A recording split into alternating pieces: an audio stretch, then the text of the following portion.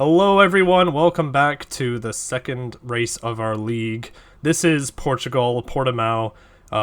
It's probably one of my worst tracks, but and to make things worse, it's going to be a dry quali, but a wet race. And I'm not really sure if you can tell how wet a race is based on the markers here. I've never really looked into it. I just know it's going to rain. If you haven't seen the first race in Hungary, please go watch that. It'll help you understand the concept of all the points, and I'll throw up a points on the screen at some point here so you can see. With this race, hopefully it's the last race in which we have any audio issues. Right now we have, because my setup is meant for Twitch, all my audio inputs are meant to go to the same spot, or it doesn't really matter which spot they go to, they can go all on the same track, so I can't separate the audio. And you either get my voiceover or you get only my team comms and the actual game audio. And that's not so much of as an issue, but me and my teammate talk quite a lot. And I could just put out a video of us talking and that would be fine, but I also think the voiceover is worth it here. So, Portugal. Why is this difficult? There's a few sweeping corners where not only do you lose grip, but you can just do a full spin and it can come out of nowhere. And that's a real issue for me in particular because I don't have any assists on other than the racing line and what's the other one? Pit release and DRS. Personal. No, I'm probably gonna get flamed for this, but personally, I don't care to press the button to turn on DRS. It turns itself off as well. It don't matter to me. But yeah, so grip can be lost really easily in these corners. You can probably hear my throat still kind of going. I'm getting better, but I am still recovering from COVID. So hopefully I'll be able to edit out my big coughs. As we look here into the second corner there, or I don't really know how the corners work on Portugal. There's a lot of sweeping kind of corners. But that's one of them where I can easily kick out my back end if I just put on the power a little too much.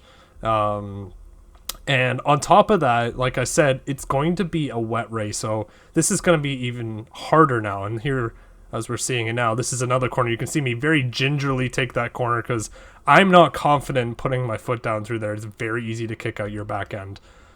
Through the rest of the track, I am fairly confident. You can see I'm taking the racing line pretty well here. This isn't the lap yet. This is just my out lap. But as we get closer to my actual out lap, you'll see that I'm still a little careful when it comes to my first one.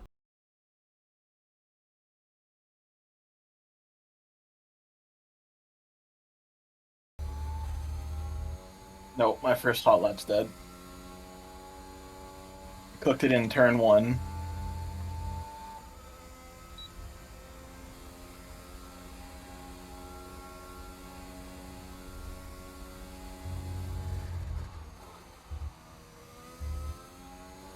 You're not damaged though, right? And next lap invalidated? Yeah. Might as well pit. Why does it double invalidate on a single infraction? It's supposed to do that in like the third sector so that people don't corner cut to gain like straight line speed. I have no idea why it does it in the first sector. Oh, gravel giving me traction. It's got me that grip.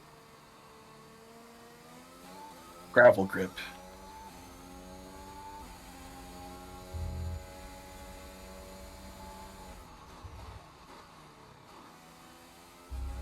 Definitely not going to be my best lap, but we'll see how it goes. Brindle and Sosa both binned Sinfull. in the up-hand turn. God, he almost cut off my corner. Kind of did, to be honest, but if he's on a hot lap, he should know he's no longer on a hot lap once he spins. Yeah. Well, hot in the sense that your tires are now cooked. Yeah. That's the fastest lap so far. Well done. So right off the rip, we are pole position. I don't think there was too many laps already, and you can see as I'm going back into my next lap, I'm already gaining like 2/10 because I'm now pushing a little harder. Essentially, that first lap is just to get a time in there. and make sure we're not going to start last on the grid, assuming that there's people who aren't going to get a good lap in. But as you can see, Checker already ahead of me here after the first lap, and because the track temperature is quite cold right now, as more people finish their laps, not only are they putting more rubber down, but they're increasing the track temperature, which also increases your tire grip. So every lap theoretically should be faster than the last. So even here you can see I'm 0.3 up, really pushing that corner. My back end almost kicking out once more, but look at just how much more confidence I'm putting into the turns and half a second up. So I'm not sure if this beats Checker one more time, but you can see why that first lap looks so careful and calculated. I had a really good lap.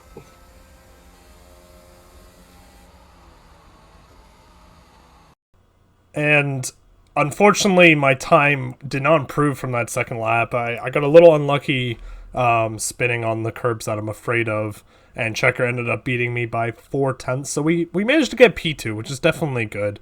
None of us here are professionals by any stretch, and we're all very much in the mindset of this is just for fun. So yeah, this is what we're gonna go to into the race. So now on to the race itself. We are on intermediates. There's no real point to doing a two-stop strat, as you can see here, because you just lose the time on pitting, and there's actually very minimal wear. It's only if the track starts drying up, which it could do later on, but either way, there's no point pitting at some point for intermediates. So we're gonna do that. I'm gonna just slightly put more fuel in than what's required as a minimum, which is 17 laps worth, just so because I'm expecting to save some fuel on these slow corners. That's why I wish there was an all chat in game. And now 5 red lights just behind Checker. And we get a pretty good start for wets. A lot of people spin their tires, and we're immediately going to make the move on Checker into this first corner. I thought I was going to have to do a dive, but I had such a good start that I'm immediately just in first place. And some of my driving experience coming out here, as I'm pretty confident in the wets. I still spin like anyone else does, but compared to the other drivers, I bet a lot of them haven't put a ton of time into wet races, or if they have, they don't really see the difference of your braking points, and especially that start. A lot of people do the exact same start and they just spin their tires, and I think that's exactly what happened to Checker. It's gonna be fun. It sucks. It sucks bad. You lose so much time. So many places where you're normally hyper confident that you can just bin. Yeah, I'm like, I can't risk anything because I just don't know. Other tracks I know the wets, but I've never raced this one wet. I'm just going by what feels right. So the track is only 2 degrees colder than when we were doing before. Oh, really? That's interesting. Roughly, yeah.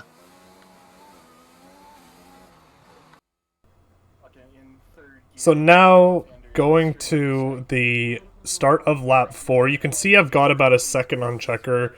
We're all essentially trading fastest lap times as our tires come up to temperature, and generally the people behind you when you're racing on wets will set a faster lap just because the track is just that much drier behind you. And these guys are also gaining more confidence as they race. Now they're getting used to the wet conditions, so it's becoming more difficult. But you can even see there, I'm still also finding my confidence as I find another 0.6 to Checker there, though that's one of my faster spots in this race. The other part is that as this turn coming up right now dries, more and more people are going to be able to push harder through it, and you can see I'm coasting almost every time. I do not want to spin in this race. Yeah, I'm just doing purple up to purple, so it's definitely drying.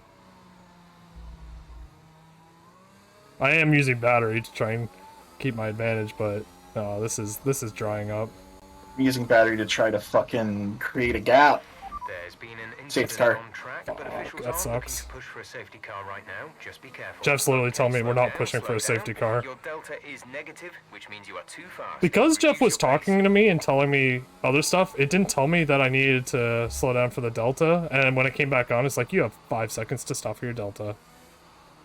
Like, oh, okay. Or it might have been 10, but by the time I saw what it was 5. It was what we would call almost too late. Yeah. Something to always keep your eye on is your delta when it comes to safety cars and virtual safety cars.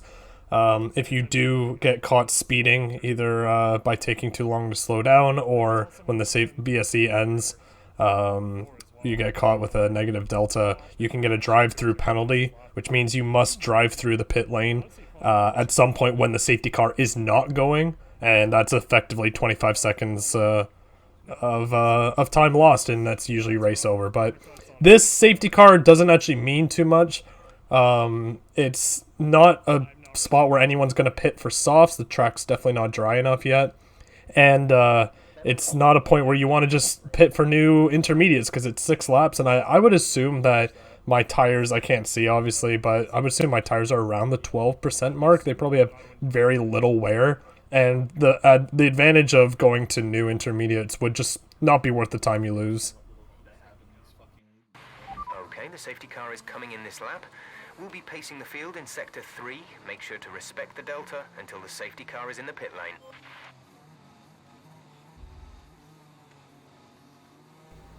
So right now what I'm doing is trying to get as much heat in the tires before I start the race. Inters have a tendency to be cold. You can actually see my back left is just barely within temperature. But I'm also the head of the pack, so I get to decide when we start racing again up to the racing line. So you really want to try and do it when you think your opponents won't be ready for you and to get a bit of advantage. So I see Checker do a little bit of a swing on the arrow, and I try to just pounce as fast as possible, also hoping that maybe his tires aren't as good. But you can see by the delta at the top left, he's already starting to catch me. So now I've got to put some work in because I have to get that gap back as it gets drier. Now that they have the confidence in the track, it's virtually anyone's race at this point. Oh, where's the heat? No, Michael, no heat. There's no heat. On. Still got a purple sector 1. I didn't even start gunning it until like the bank.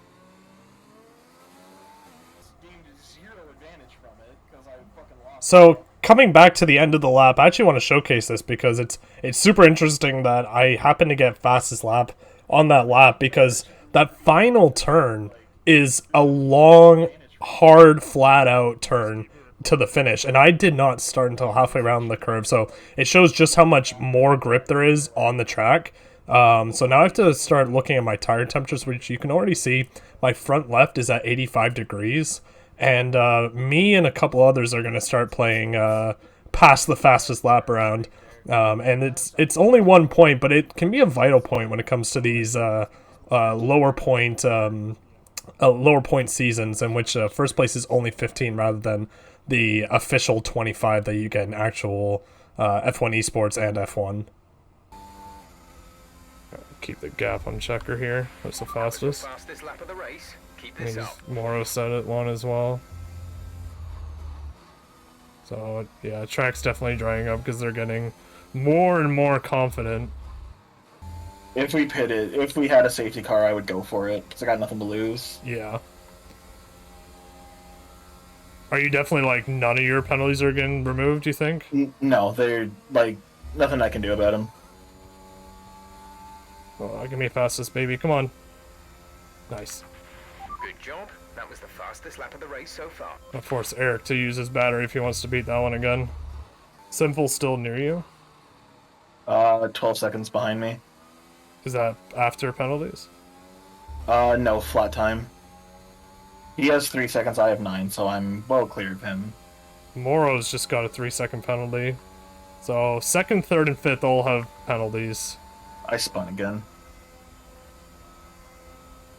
This might be good. So at this point, I've just showed you how much the fastest lap was changing. I felt pretty confident that no one was really going to push for it, so I could take it easier, but the worst is going to happen. Oh, I got an itchy neck. Oh, please don't. I'm gonna spin. I spun. I'm out. Dead? No, I'm just like, I'm not in the point. I'm gonna be in the points, but god damn it, why did I have to be itchy right then, man? Of all times. Oh my god. I spider was crawling me, that's what it was. Oh, okay. Yeah. Well, they have penalties, so I can try and catch. This spider, by the way, was absolutely massive, and I don't think I got it on recording, but it did eventually crawl back up my desk later, and I killed it. So it killed my race, but now it's also killed. So and now I have to be extremely careful. Though my tires are normalish temperatures, but you can see me having a moment there. But overall, this is just it's just the worst, and I maybe could have rejoined the track a little sooner because I think you ghost a little bit, but in my heart, you don't you don't do that because you have to treat it like you're actually there. So for me to safely rejoin the track, I had to rejoin in 4th. And with the penalties ahead, I have to gain 4 seconds to people who have not made a mistake so far. And it's unfortunate. 4th place is still a good finish, but I was, yeah, it's really disappointing that I couldn't take home first, because that would also mean I'd be first in the drivers, and I think we would have been tied for the constructors. So it's just it's upsetting. But I mean, again, this race is for fun, and as much as this is not a fun moment for me, it's not going to ruin my enjoyment overall. Right, coast, and I just couldn't do it because I just had something crawling on me. Like, I never risk it there, but I just couldn't think. And with not much else changing, that is the end of the race. I needed essentially checker to screw up somewhere. You can see I almost got within another 3 seconds, which if he got a 3-second penalty again, could have helped us there. But yeah, no, they made a couple errors. I was almost flawless through the race, other than that one spin. So I am proud of what I accomplished on Portugal, because again, it's not one of my better tracks. But we're going to just have to find the positive notes and take that forward into the next race. And speaking of the next race, it is going to be Spain and Brazil coming up. So hopefully my audio works out better this way. I've tried to include more of the actual race audio as I could. So you might hear some conversations in the background, but I'm hoping it's nice and quiet and you can only just pick out what it says. So it's not just me speaking over nothing, which is probably what it is now, because there's a lot of people talking in the Discord when I was recording this. So thank you for watching this, and I hope to see you at the next race. Bye, everyone.